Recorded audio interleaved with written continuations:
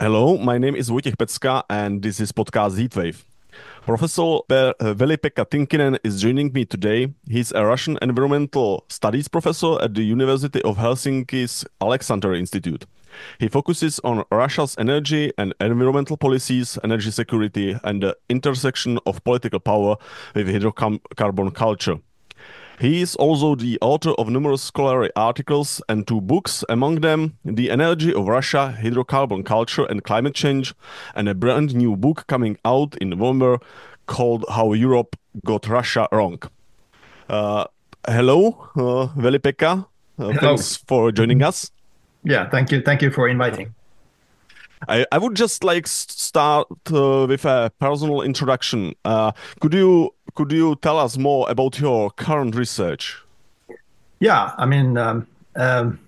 of course, I've been a Russia scholar almost for Mm, 30 years and actually been following Russia and Soviet Union before that during whole of mm, my life because I've been living in Russia. So in a way, I've always been interested in political power and yeah. societal culture in Russia. And basically, as my background is in geography, I'm a political Mhm. geographer. I've kind of always asked the same question for during these 25 years in the academic research, and that is that how natural resources, the environment, but also especially energy, is intertwined with political power in Russia. Mhm. This is basically the question that I've been posing all the time. And of course, the situation today is such that Russia's invasion and the violence we see Yeah. again from the Russian side highlights that this topic is very important. Yeah. And how did you come to work in Russia? You said that you been living there. So how long did you stay there and when?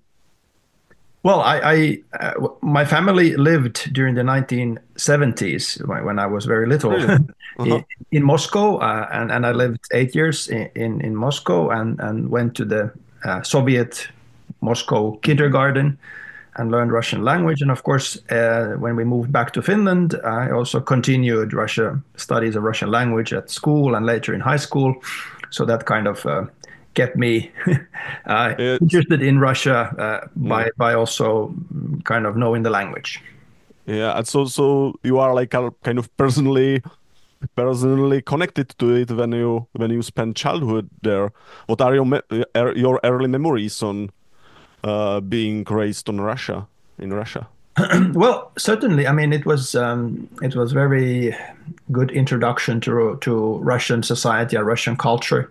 Mm. And of course, many people argue that the Cold War era or communist Soviet Union was very different. But actually, thinking about the great power mentality and the Mm. imperial mentality among Russians, I mean, it was very much visible also for a young kid in the Really? 1970s Moscow. So in that sense, that's kind of the part of that deep cultural understanding of Russia and Russianness that I think Hmm. I've been kind of carrying with me all these years. Yeah, and from your book, it seems like you warned for some time about signals from Russia that were ignored even in Finland, which, like, for me, it seems that it quite like understand the risks of the like this imperial tendencies in Russia, and like, could you describe a bit like this, like maybe like ignorance or how this like Finnish discussion uh, like went or Mm. Yeah, I think I wouldn't argue that there would have been ignorance mm-hmm. in Finland. I mean, you think about the political leadership of the country, or I would say lay people in general, that there has been always this understanding that Russia is a threat, and we need Yeah. to Mm-hmm. somehow uh, deal with that threat. And Yeah. the way we dealt with that threat during the from 1990s onwards and 2000s was certainly the kind of general European or German, if you may, German approach to kind of trying to tame Russia with the economic cooperation and integration of Russia into all kinds of institutions and clubs that the Western countries were members in. So it was, of course, understanding of the threats, but at the same time, this kind of hopeful, almost like utopian wish that in the end, this integration, democratization, economic interdependency is something that is stronger and prevails over, for example, Russia's imperial objectives or objectives to control its bordering countries.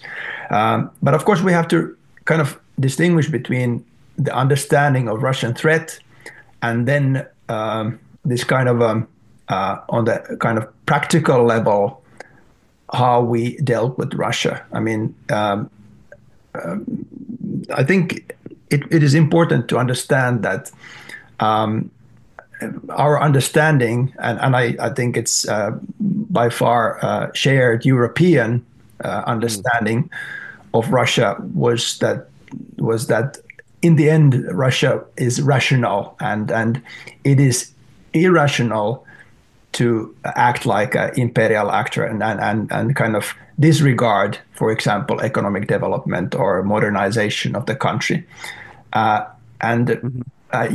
Finns, Germans, Europeans, I think we believed so strongly in this economic rationality that we actually, despite the fact that we knew the threat of Russia, we kind of disregarded the signs that Russia is moving further and further away, starting actually already during the 1990s, away from this kind of interdependency and kind of common institutional, democratic, civil rights, rule of law path that Europe wanted Russia to take.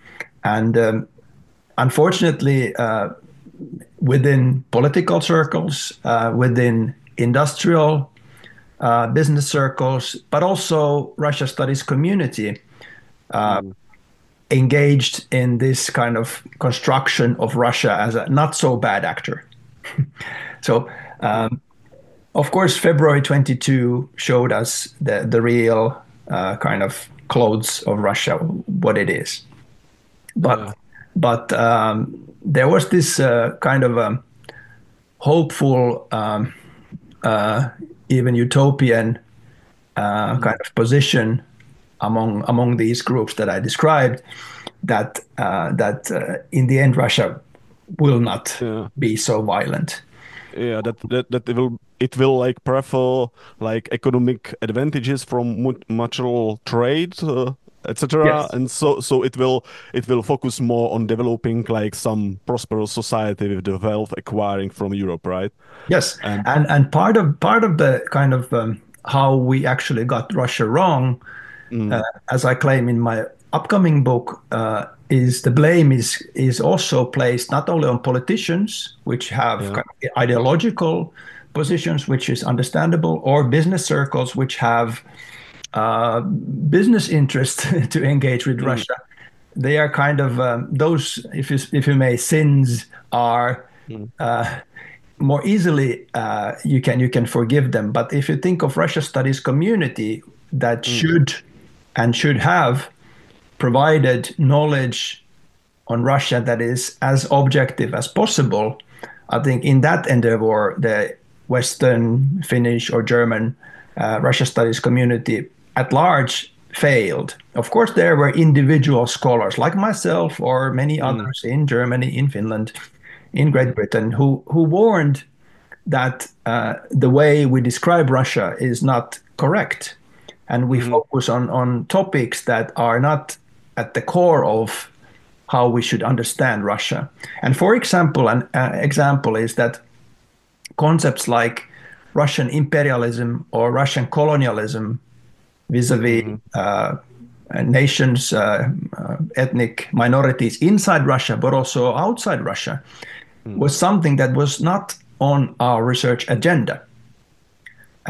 We focused on positive things at large. Positive things. Okay, what kind of signs of Russian modernization we can find in the country? Of course, when you try to find signs of modernization, you will find them. But if you disregard the negative parts and, for example, the collective mentality among Russians, that how imperialism, colonialism, racism towards other people, other minorities, countries, is rampant, and that was disregarded in the mainstream Russia studies community, then of course you cannot build an objective picture of Russia. And politicians who, as I said, or business in circles who had their own ideological or economic interest to engage with Russia and to continue trade, for example, despite Russia's violence, was using this Russia studies community and their results on this positive side of Russia. Okay, there are signs of modernization. Okay, so we should continue energy trade with Russia.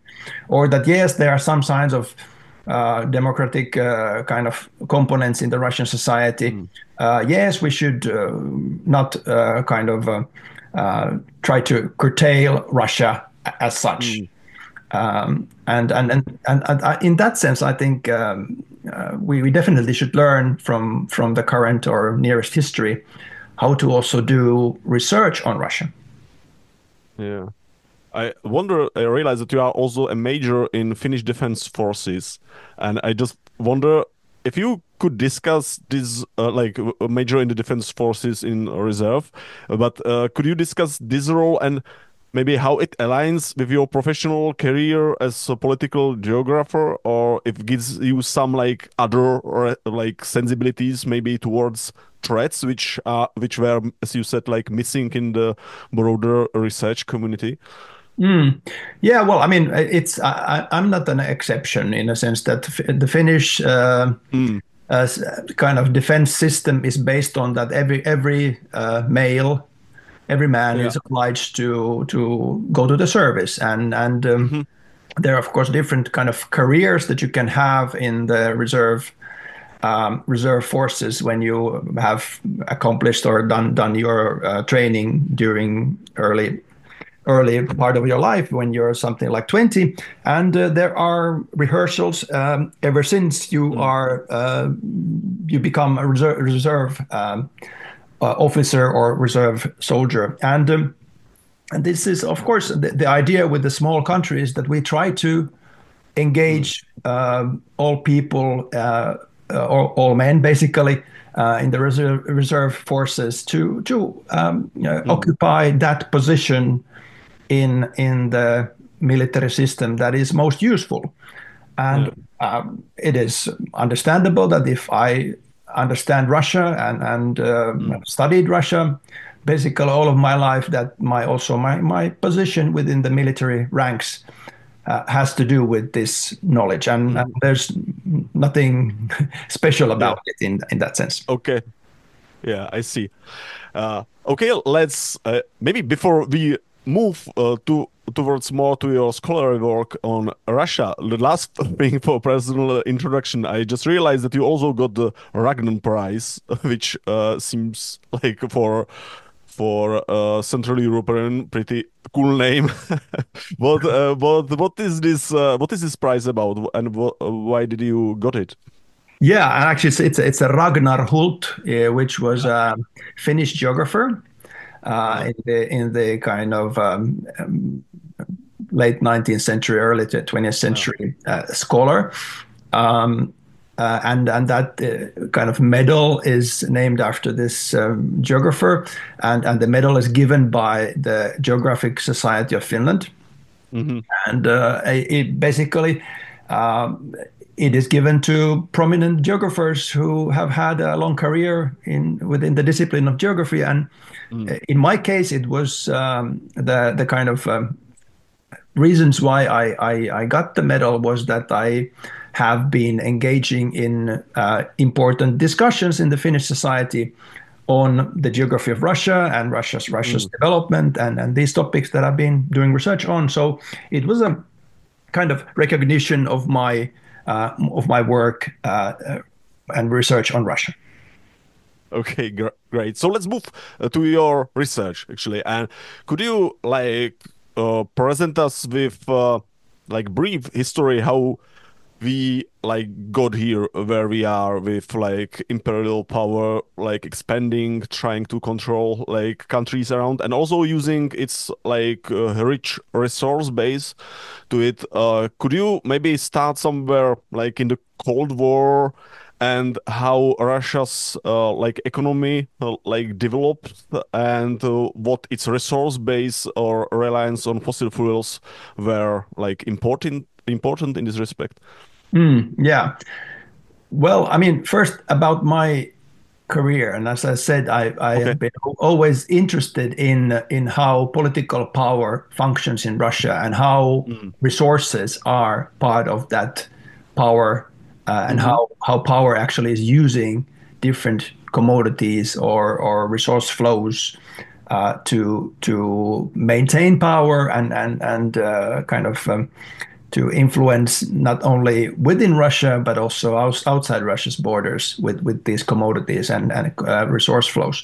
And if we think of the Cold War era and the Soviet era, of course, then the practices that we have seen, for example, in the energy field, vis-a-vis Finland or vis-a-vis Germany or vis-a-vis Austria, Italy, I mean, luring these countries with energy trade to basically have a positive position vis-a-vis Russia.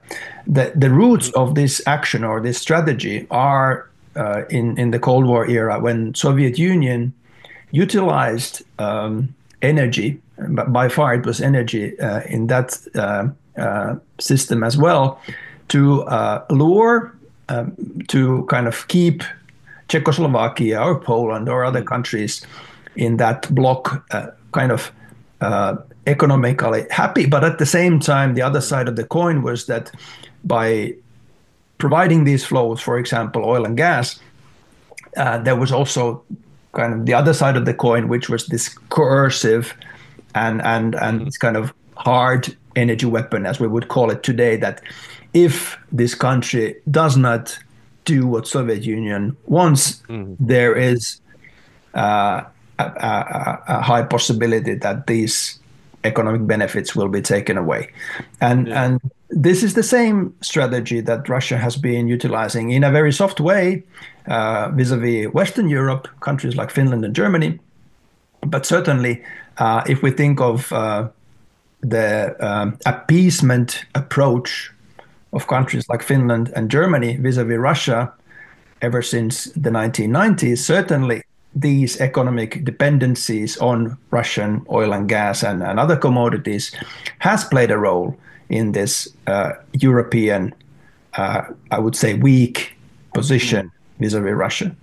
And in that sense, the Cold War history can teach us something about this strategy that Russia has been using.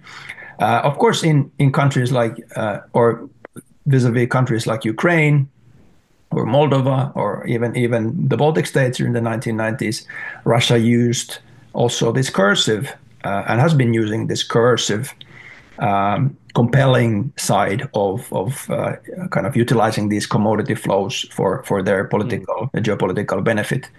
But vis-a-vis Western Europe, it has been much more softer and much more on the kind of luring side of getting Finnish and German energy industries hooked on basically on Russian cheap energy commodities, and that way making it kind of less plausible that Europe would, for example, act against Russia on the side of Russia's violence, or criticize Russia with one voice, or act on Russia with one voice as a European common kind of stance on Russia. And these commodity flows, especially energy, has been a very talented kind of used tool to divide and conquer basically Europe, so that we have been weak as a collective Europe vis-a-vis Russia when it concerns kind of hard political issues like curtailing Russia's violence or Russia's violence inside Russia, but also outside Russia. Yeah. Mm-hmm. Yeah, I would like to stop a while on this change of the regime. I recently read some work on the history of the oil industry in Russia, and I realized that something which is quite often omitted from the discussion of the end of the Cold War is that one of the reasons was falling prices of the fossil fuels on the world market in late 80s, which also expanded through the 90s and was one of the big reason why Russia experienced pretty economic downfall or in the 90s. Yeah. What was the role of the especially oil prices on the world markets in the Russian economy and political development in by the end of the Cold War and then the 90s, according to you? Yeah, I mean, this is a good question. I mean, if we think of them, I mean, this is a very good question, linked actually to this appeasement approach that Europe has had ever since 1990s vis-a-vis Russia. I mean, I call it Ostpolitik, kind of rationality, or Idänpolitik in Finland, the same strategy vis-a-vis Russia. And if we think of why that was continued, I mean, this appeasement and thinking about interdependencies and getting Russia on board, all these institutions, and not paying attention on Russian violence, that strategy was kind of already kind of sealed by the fact that Europeans, when the Cold War ended and Soviet Union collapsed, Western European countries and people in those countries thought that, yes, okay, Soviet Union was economically in very bad condition in the late 1980s, but they thought that it was actually the European and German-led Ostpolitik appeasement that led to the collapse of Soviet Union. So that this kind of we brought with an economic trade, we actually exported democracy and rule of law and these issues to Russia, and that was major factor when why Soviet Union collapsed.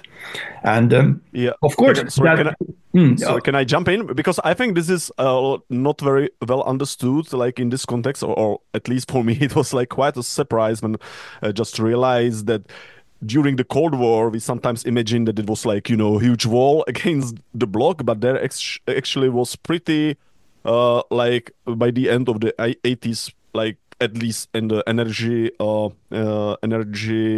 area, there was pretty not maybe not huge, but significant trade between West and Soviet countries or the Soviet area. So maybe could you clarify this more and what Ostpolitik actually meant in this? I know that you already mentioned something, but for the local our listeners could be maybe better to describe it in more detail.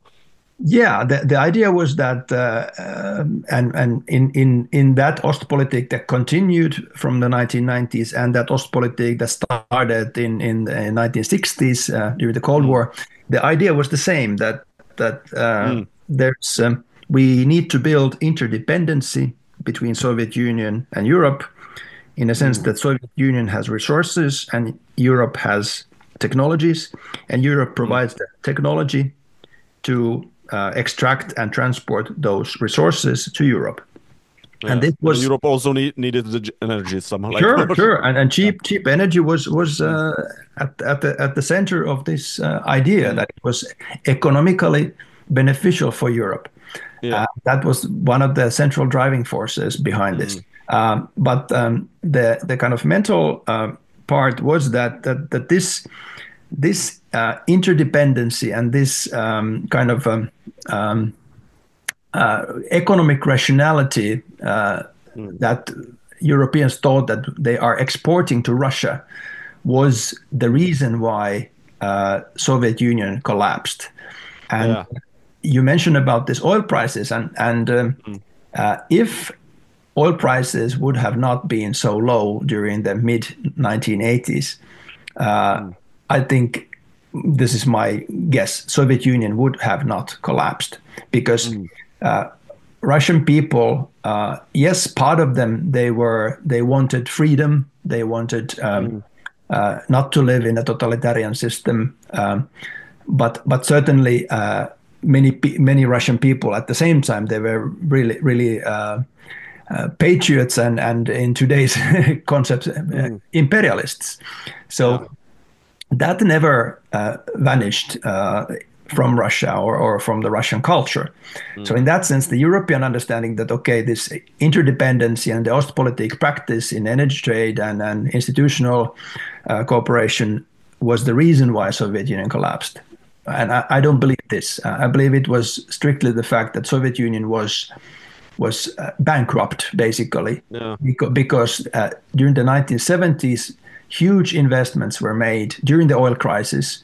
You remember 73 and 78, there were oil crisis, global crisis, when oil prices were skyrocketing. And then Soviet Union during the 70s made huge investments into Western Siberian oil fields, technologies that expensive technologies that they bought from West, basically. And this investment, when it was time to pay back that investment and that huge endeavor in Western Siberia, prices of oil collapsed. So that was an impossible situation for the country. Of course, there are other reasons, economic reasons why the Soviet Union didn't fare. Of course, arms race and all these, so that huge amounts of money was consumed in the arms race. I mean, the European understanding that since this was a good strategy that led to the collapse of Soviet Union, we need to continue it with Russia. And in that sense, I mean, the 1990s, when Russia started to become again a violent actor, of course, we have already from the early 1990s, we have examples in for example, Transnistria in Moldova, a conflict, and then later on, of course, Chechnya, 2 wars. Europe was of course in words criticizing Russia for this violence, but in practice always after every act of violence, starting from the 1990s and coming to the 2000s with Putin era, actually rewarding Russia with new economic deals, new institutional cooperation and integration after every more violent, more broader violence by Russia.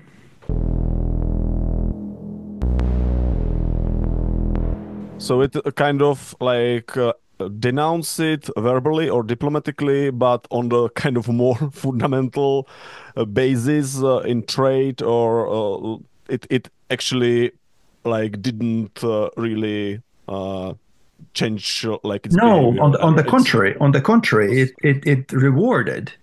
There was always a bigger kind of economic gain for Russia after every act of big violence that Russia perpetrated within Russia and then later on outside Russia's borders. And of course, Germany is a prime example of this, but Finland doesn't fall very far behind from this. I mean, really? After Crimea, take Georgia, war against Georgia, 2008. Finland started to invest and Germany started to invest a lot into Russia's electricity and heat market.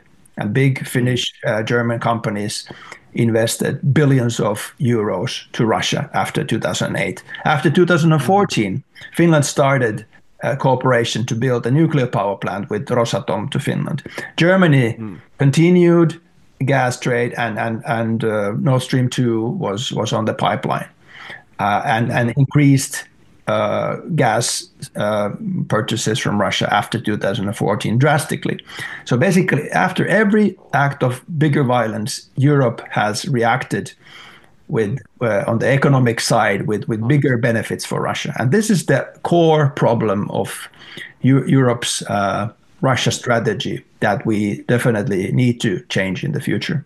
Okay, let's like maybe continue with the like chronologies of Russia, like moving from Cold War to the 90s when Russia saw like dismantling of its like former Soviet empire, but also like huge economic crisis, liberalization, but also like kind of neoliberal shock therapy, which didn't really work well on the economic side.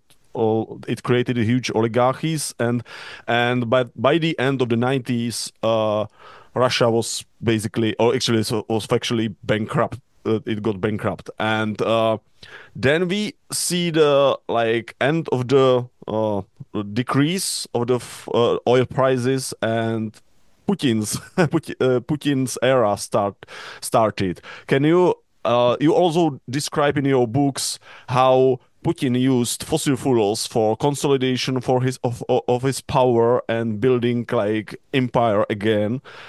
Can you describe it more? How your research, or what did you find in your research?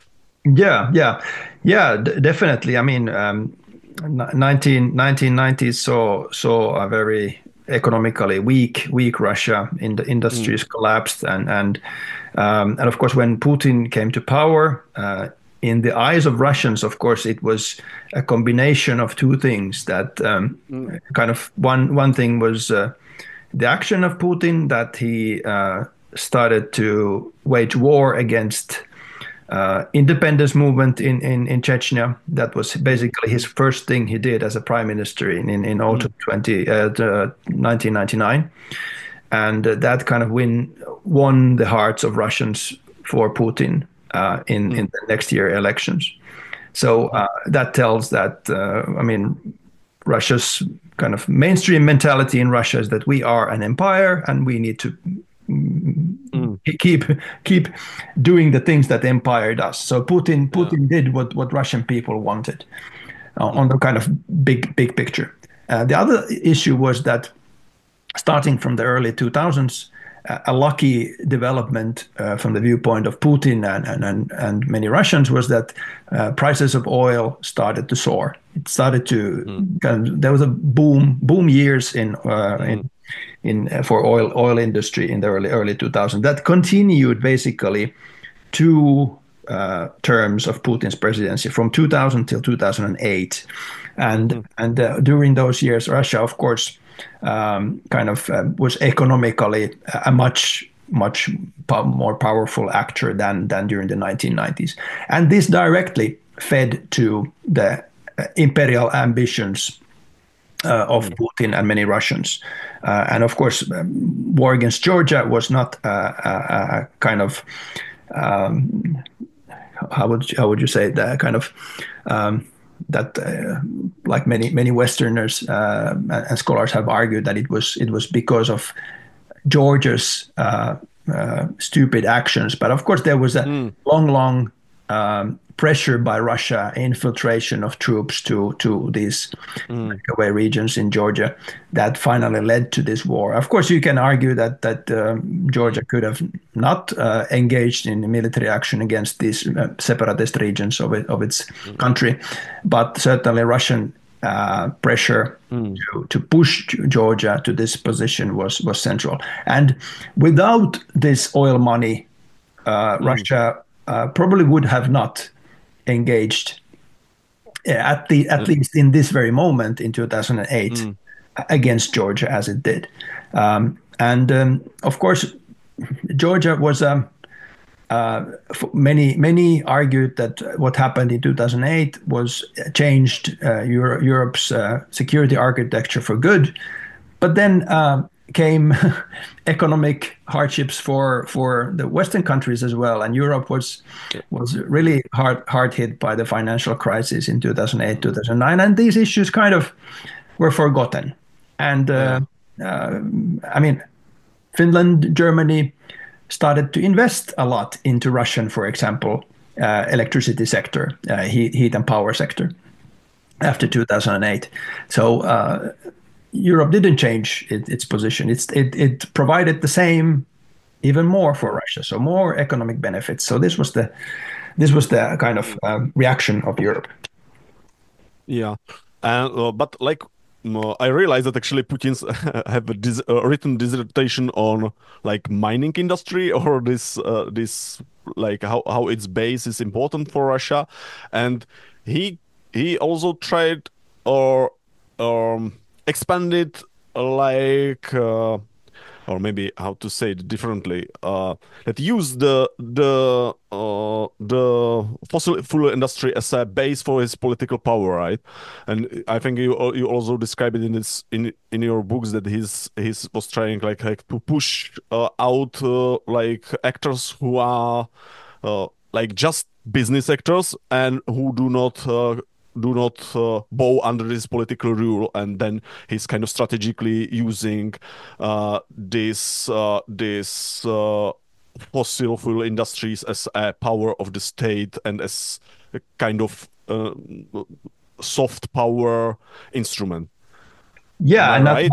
Yeah, you're right. Not even very soft, but also very hard in a sense that, of course, this early 2000s, what we saw. I mean, I mentioned about this violence that Putin's regime perpetrated in Georgia. In Chechnya, already in the early 2000s.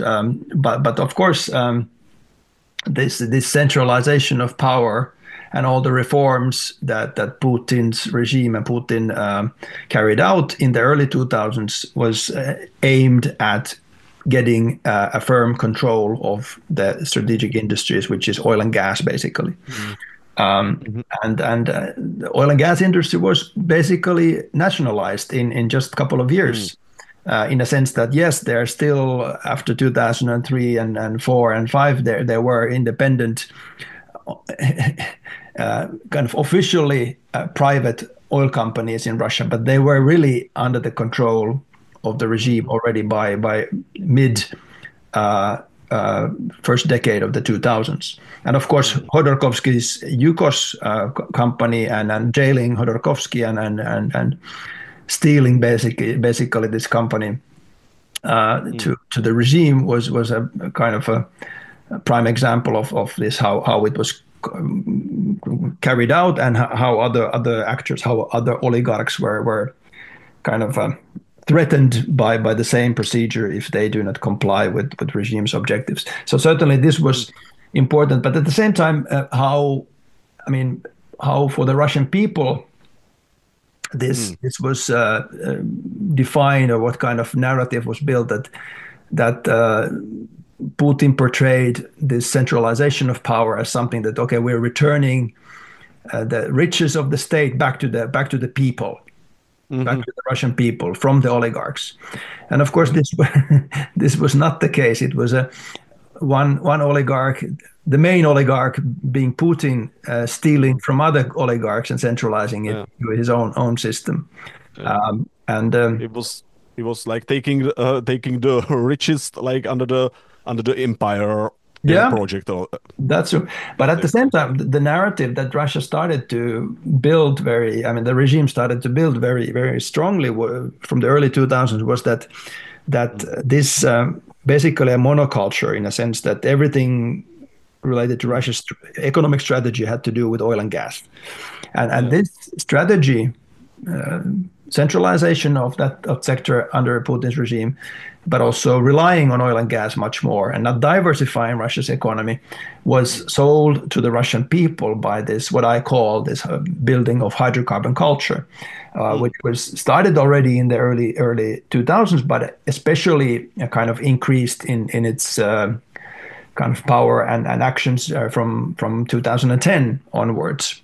And that was important factor, not the only factor, but very central factor in kind of justifying for Russian people why the path alongside Putin is the right one. Because, I mean, the narrative told to Russian people that oil and gas are the muscles of Russia. We can influence others via energy. That is, makes it possible for Russia to act like a great power. And of course, the concept of energy superpower was introduced. And for Russian people, like concepts like газовый император, Putin is as a gas emperor that can control other countries with these gas flows. And this was already in the early 2000s. This narrative was sold to the Russian people. And of course, the part of that narrative was to say to Russians that don't worry about climate change. It doesn't. It's not real, or it doesn't impact Russia. Or if it impacts, it's a positive thing. And this climate denialism was one part of this hydrocarbon culture in the making in the Putin's kind of early years. And certainly this, of course, it's at the moment, this narrative is not very important because we are talking about a totalitarian war engaging imperial Russia at the moment. But to justify Putin's actions in the eyes of Russian people, this hydrocarbon culture that was constructed and these narratives about no climate change or oil and gas are the muscles of Russia, and Russians should think about oil and gas as something very Russian, a very, very good thing for Russia.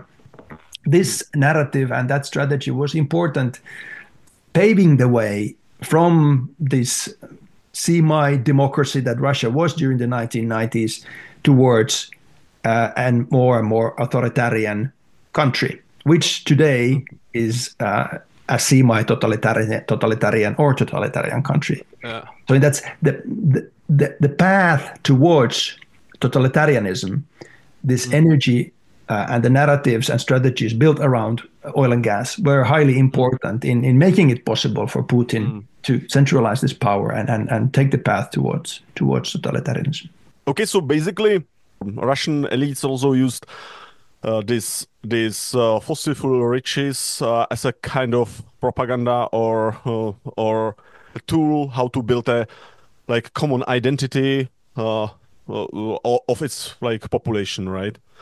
Yeah, and then we saw increasing interest in the climate change in the international community, and you said that basically Russian stance is mostly in denying the risks of climate change, and do you have more data on this? How did it work, or does it change in some time during the time? Because I know that actually Russia can have some benefit from climate change in some time span, but then it's also sitting on permafrost, and then it can see significant damages. So is this some perceptions of those risks on the side of Russian society, or they do not see it, or do they see more the positive ways, I don't know, more warm weather, etc.? Yeah, I think the climate denial that we saw in 2010s was it was part of kind of the centralization of power and kind of not giving the democratic movement in Russia any tools to combat against Putinism. Because, I mean, after 2010, Russian people started to worry more about climate change, that it will impact negatively Russia. That we have data on that. We have surveys and polls from the early the 2010s that Russians were, especially the heat wave of summer 2010, very many people also in Moscow started to be much more worried about climate change. So the reaction of Russia and Putin's petro state was not to engage in more ambitious climate policy and to diminish the emissions and to start engage with other countries in trying to kind of collectively tackle the problem, but to engage in climate denial.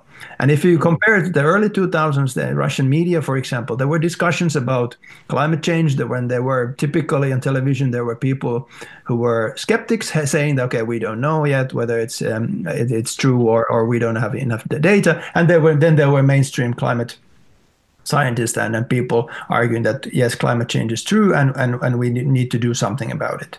And after 2010, that changed. And I argue that it was part of the hydrocarbon culture in the making that paved the way for Putin's regime to move towards totalitarianism. And of course, it's not the central thing, but one of the things that kind of made this possible. And after 2010, we saw definitely in Russian media, state-controlled media, but also broadly in Russian society. I mean, I also analyzed, for example, children's cartoons, how climate change was depicted in these cultural products or academic books on climate change or these kind of popular science books on climate change. Yeah. And certainly it was a decade of much more rampant climate denial when climate was envisioned. Either it's a natural process that humans cannot affect, or then it's in the wildest kind of conspiratory narratives. It was a Western climate weapon against Russia, that it is not natural, but West is actually trying to control Russia. And of course, if you look at the early 2000s, there was lots of discussion about the positive benefits of climate change for Russia. The Arctic sea route was one example, or the agricultural production is another, increasing production because of more warmer summers. But the negative factors have been very much downplayed throughout the 2000s in the Russian climate discourse. And of course, the overall problem has been that there's very little discussion on the climate issue in general. And that's the first kind of climate denial or climate obstruction strategy that the regime engaged with, that kind of pushing this topic under the carpet altogether. And that was the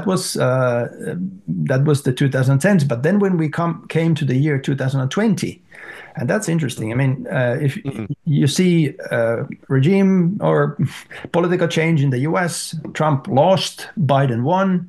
The US was back in climate policy and climate governance. China announced its zero emission target for 2060.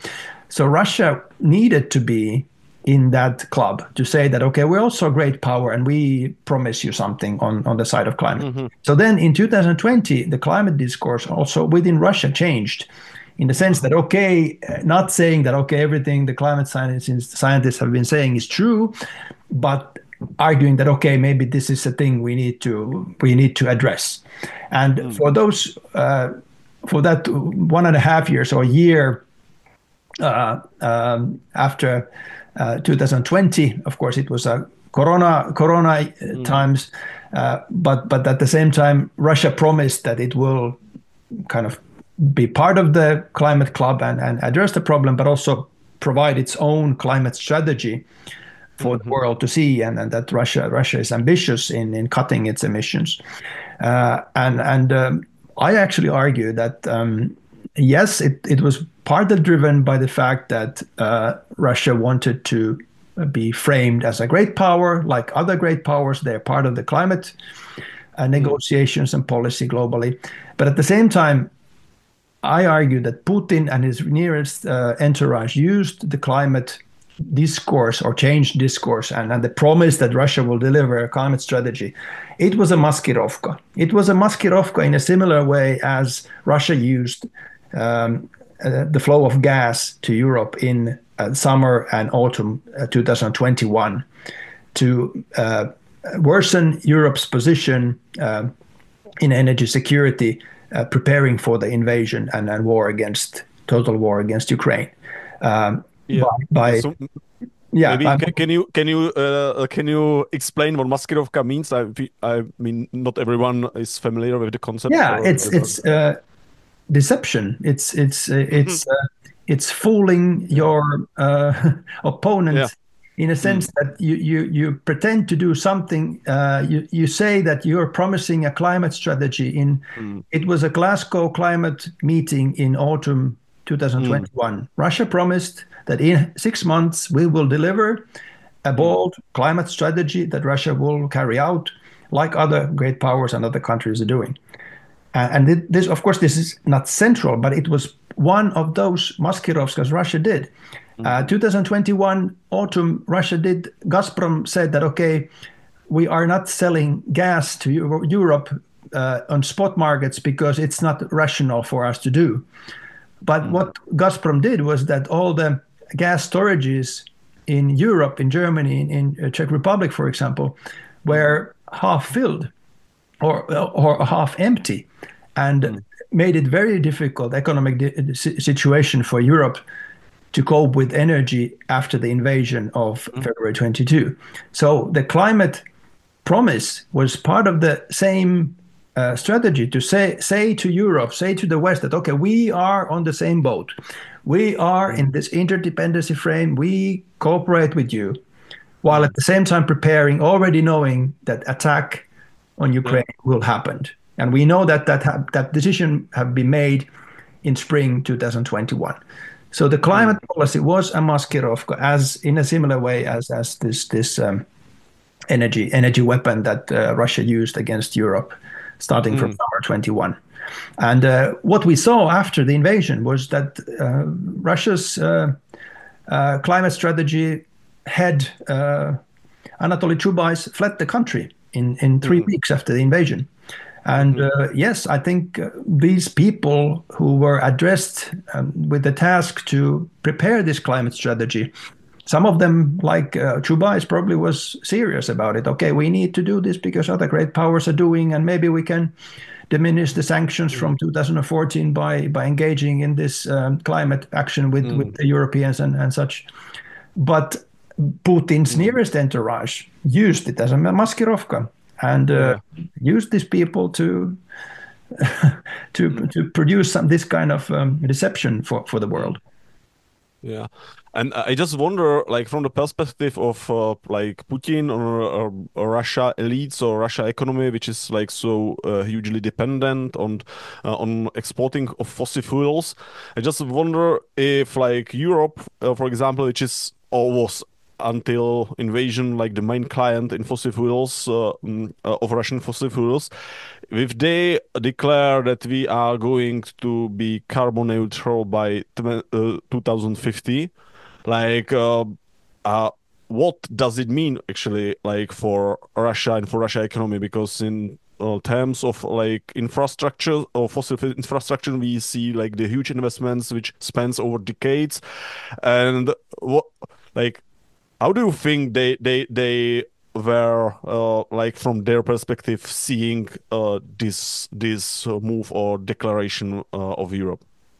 Well, the thing is that, of course, what Russia so far has been the climate action or agency that Russia has been proposing is that I mean, these vague promises that in the year 2021, vague promises that in by 2060 we will be climate neutral, but I mean, real tools how to attain this goal Russia has not provided.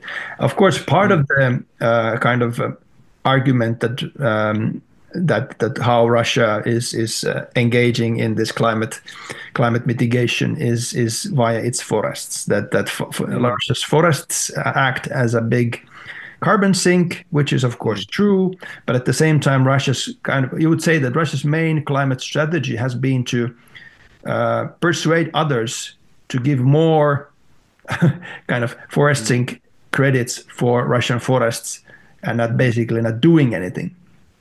And then this hardly can be called a climate strategy. It is a how to say, information strategy to persuade others that okay, Russian forests should be granted more for more kind of pollution allowance, basically quotas via the forests. Yeah.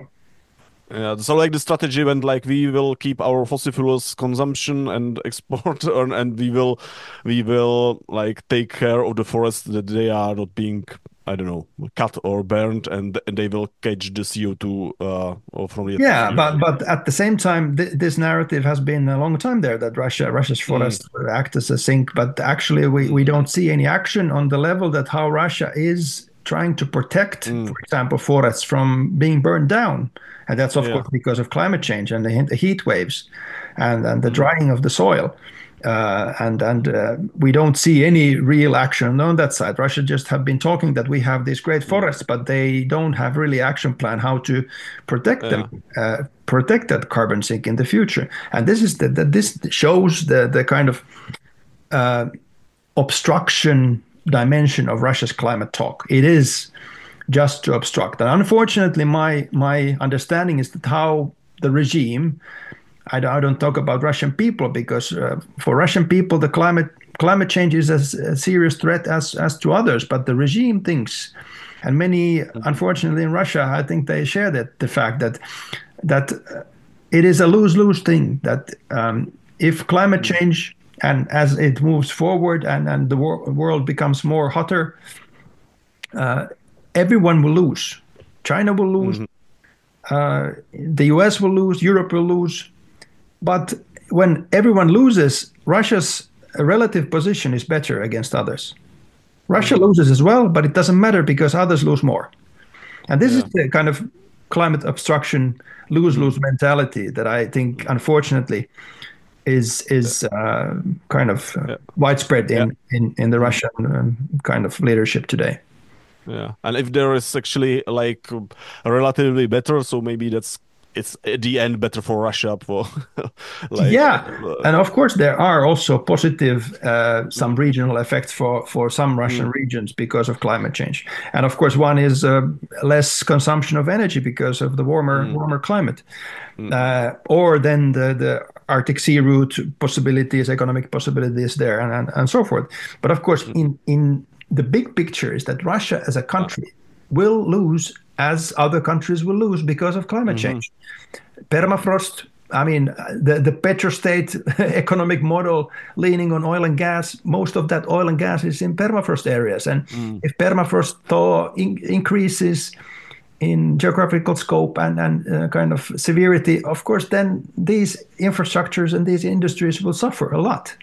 mm, Or grain production in the Russian southern areas, that those areas will become more drier and grain production will diminish in those fertile areas of Chernozem, mm, for example. mm, They could get better in the northern parts of Russia, but you don't have fertile grounds there. You don't have mm, fertile soil there. The mm, climate change is a huge problem for Russia. yeah. Yeah, but well, this is like from internal part, like internal perception. But I just wonder uh, how like Europe's move towards decarbonization was like felt like regarding the interest of Russia, because I like in the Czech Republic, in Czech discussions, very often by Polish politicians to say, "Hey, this decarbonization effort of European Union is actually like it's actually a Russian Maskirkovka. They feel they push us towards like the industrialization because we will have like energy so expensive that our industries will collapse, etc. And then we will take Russian gas instead of our coal. And basically, it's very common here to think that like fighting against climate change is actually pushed by Russia and as a way how to deindustrialize Europe. But like my own research, like in pro-Russian media, shows like completely the opposite. That actually basically all the pro-Russian or Russian-leaning media in the Czech Republic, they are like very deep in climate denial. So I Yeah. just wonder if you have some insights how Russian elites see this European move towards decarbonization. do they see it like a benefit for them that they will be able to more control Europe because it will have like more expensive energy, etc., or does it see as a threat because their fossil export will diminish and yeah. Yeah, it is 100% the latter. I mean, if you look at the, I mean, overall Russia's climate action and climate discourse and climate and disinformation that Russia has been sowing for basically 20 years, also towards Europe and these very parties that you mentioned, far right and far left.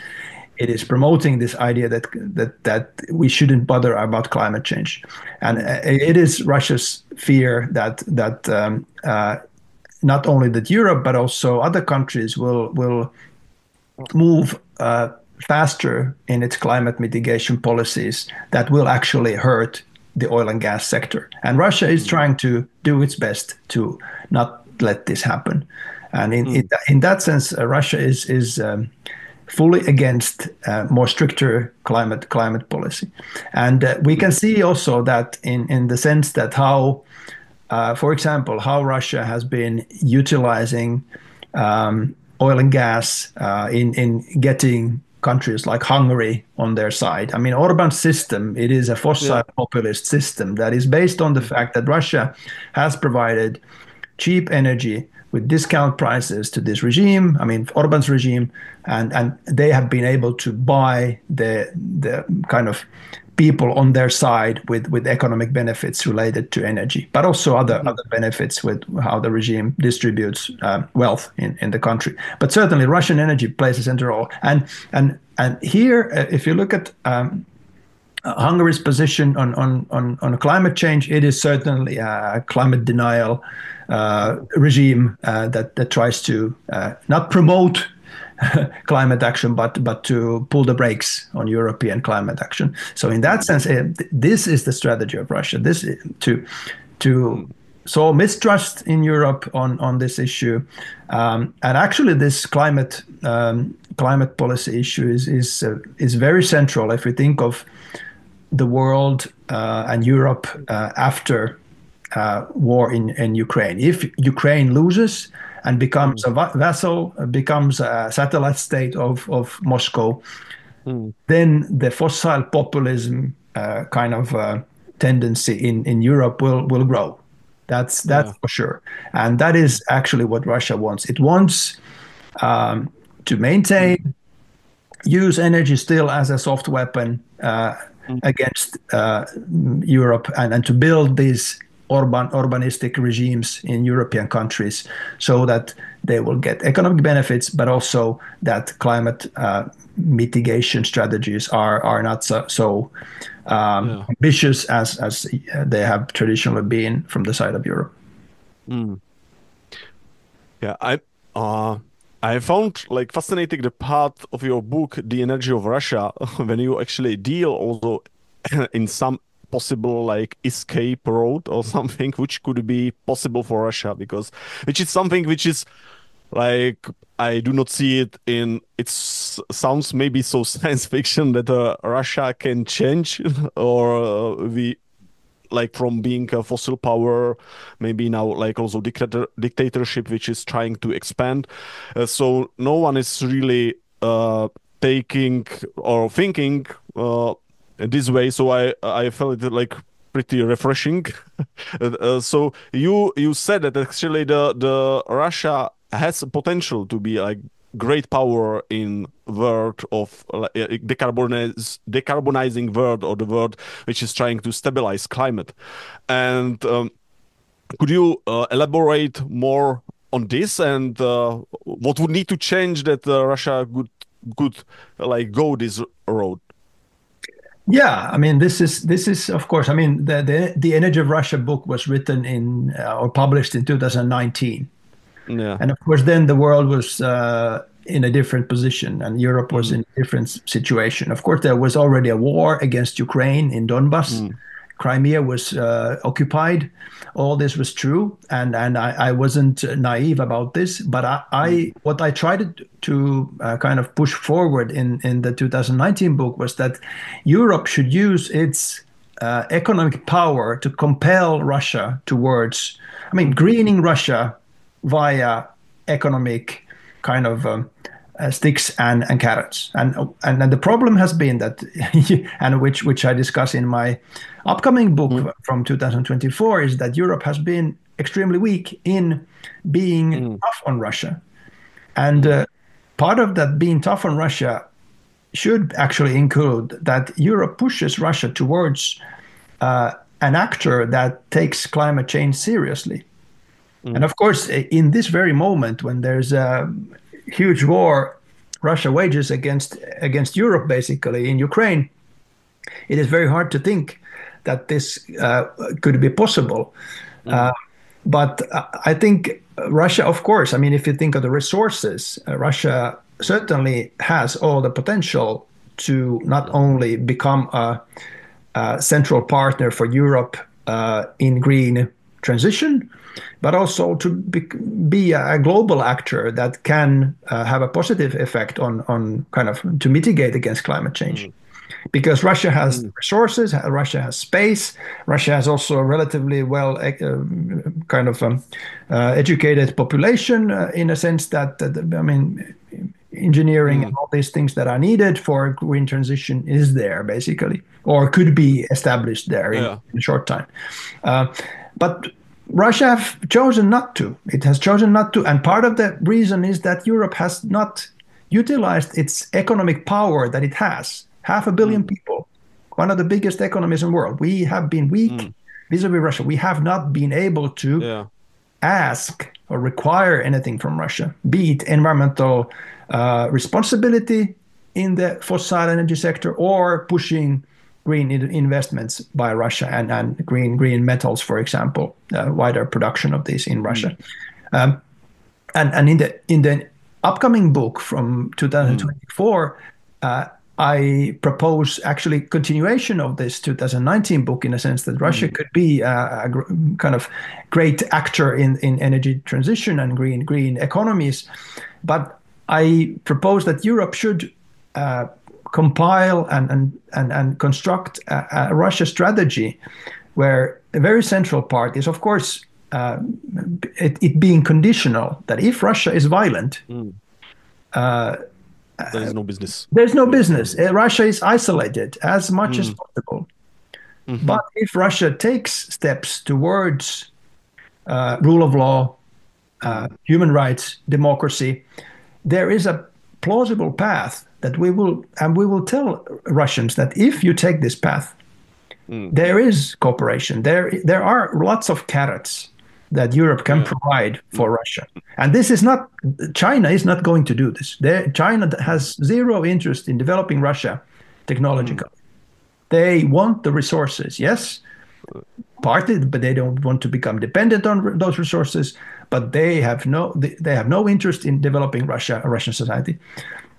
And that could be the European strategy for Russia. Of course, it sounds very naive in this very moment when Russia is very violent in the center of Europe. But what I'm talking about is not a 5-year plan for Europe, but a 50-year plan, a long-term plan that if Russia takes steps away from violence, away from imperialism and colonialism, then Europe has a blueprint that those actors together can follow. And it's up to Russians to take it. If Russians prefer to be imperial and anti-modern in a sense, it's their choice. And then Europe's role is to isolate and confine Russia's violence. That's the end of discussion.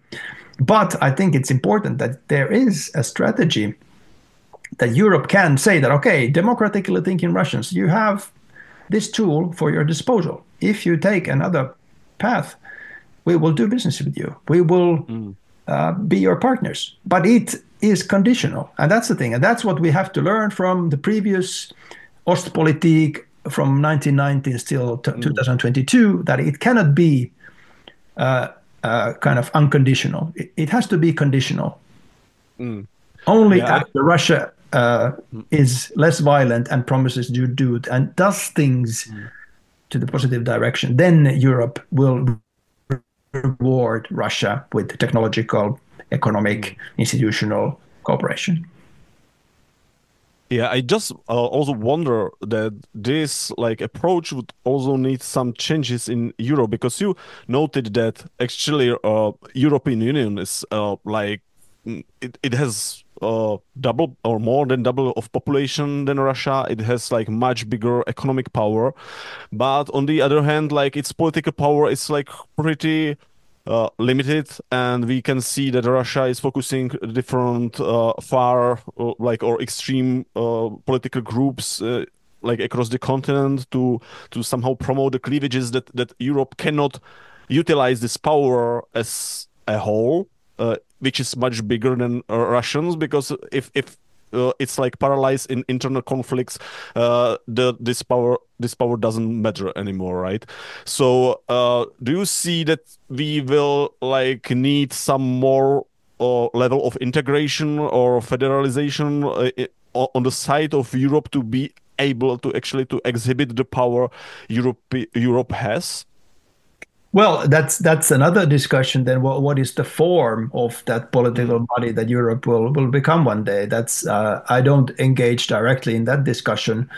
It's up to those people who study European Union. But what, of course, the realization that Europe could have much bigger impact in its neighborhood and globally if Europe would act together, and that is kind of the plea that I have, that this is the direction that Europe should definitely take, because it's not only our security and democracy at stake, but also actually the climate issue. I mean, it is a much wider issue that if we are politically weak, we are not able to basically save the world, because actors like Russia will pull the brake on climate mitigation, for example.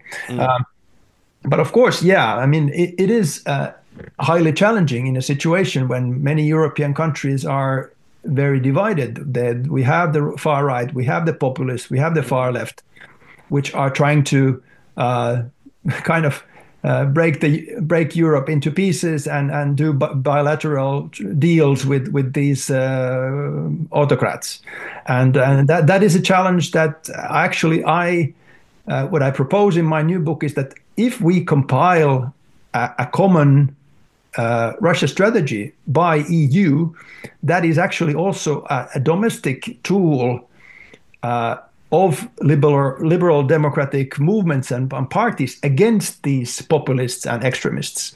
Because at the moment, if you look at elections in Czechia, in Germany, in Finland, or not maybe in Finland, but in other countries like Holland, the populists, the extremists, they have a strategy. They have a Russia strategy. They have a strategy that, okay, we give Russia its sphere of influence and we get business to usual and we get cheap gas again.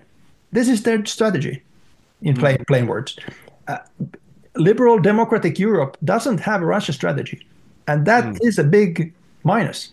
There should be a strategy that we show to European voters that this is the direction we should go, and this is how we make actually Europe great again. We can make Europe a strong actor via a democratic process that is firm in its kind of objectives. It is also has to become a military power, which Europe is not. And this is unfortunate thing that we have not taken care of. Some countries have, Finland, Poland, others have done this compared to their economic size, but by far not all. Germany is a prime example of that their military capabilities, despite the fact of high-tech military industries there, overall military capabilities are very low. And this is what Europe should kind of realize, that in order to become a global actor, we also need, I would say, democratic militarization. And this is the word. we should do it democratically, not become an autocracy and a militaristic society, but via a democratic process, realizing our potential Yeah. because it is also a climate policy and a climate mitigation issue. If we are weak, then we lose the battle against climate change. Yeah, it just recalls the article from like our what's the English name? It's a special representative of the Minister of Foreign Affairs for Energy Security, Václav Bartuška, who wrote an interesting article years ago that we like about the green and safe deal. He when the Green Deal was discussed, he basically said, "Hello, we have like a lot of energy or fossil fuel exporting countries, around us, and we are with this decarbonization effort, we are taking their livelihood basically of them, and likely they will not be taken this like in like a light way. They will push against us. So, but it seems to me that basically his solution is like we kind of slow down or gave up on decarbonization because Europe has no power to deal with like so many fossil fuel exporting countries at once. But basically, what seems to me that you are saying that Europe has like huge economic power and it can utilize it in like actually mutually supporting way, or could be like in relation to these countries. It could be set like this. Yeah, that's true. That's true. Yeah, and definitely it is highly important also for Russians. If you think of a lay Russian, I mean, the biggest fear that they have now is that if Russia loses, they will have to pay. And this is, of course, what Europe should propagate. Russia should pay for this violence and the colonial imperial war that they're waging in the heart of Europe. They should pay for that. But at the same time, when we ask this and require this from Russia and Russians and say that they are guilty, not only Putin, we should have, if other hand is giving this stick that Russia must pay and we understand Russians that they are guilty, the other hand should provide the carrot that, okay, if you say you're guilty, if you say, and if you pay for this violence, and I mean, criminals are put to justice, there is a kind of positive path for you that Europe can provide. And now we don't have it. We don't have this positive kind of promise for Russians that you can denounce violence and have a different kind of future if you want to. But of course, it is very, very, I would say, for Russians, very, very painful and a very hard path to take because of their, I mean, the collective mentality that Russia is an empire and we are more important than other nationalities and cultures and so forth. It is a very big change for Russia, that I understand. Yeah. Okay. But that doesn't mean that we shouldn't try to do it. That's the thing. That's the thing. Yeah. We should try. I'm actually like pretty concerned with those. I'm pretty concerned with the fact that we do not like kind of have this kind of strategy, because what I see like in Czech, I don't know, among Czech elites, politicians, etc., that they say basically we do not have strategy, so we give up. Like, and for me, it's like not really the option, because giving up it means like, you know, broad climate destabilization and possible very dangerous world. And so yeah, I'm like really much more interested in finding a way how to actually get out of this mess. So in this way, I really found your books interesting. Yeah, thank you. Yeah, this is what I try to propagate also towards Europe and Germany and Finland on my work. Yeah. Okay, I think we are almost 1.5 hours. Oh yeah, you're right. I have a new meeting starting in half an hour. Okay, cool. So I will end this conversation. Yeah. And thank you very much for sharing your insights. And it's been like really fascinating to explore this layer of Russia political and energetic landscape. And for those who would like to dive deeper, I highly recommend reading the book The Energy of Russia. I think it's available as an open access resource, right? Yeah. So everybody can read it. And there is also a new book coming in November, How Europe Got Russia Wrong. So take a look at that. And thank you again for joining me on Heatwave. And I look forward to continuing the conversation in the future. Thank you.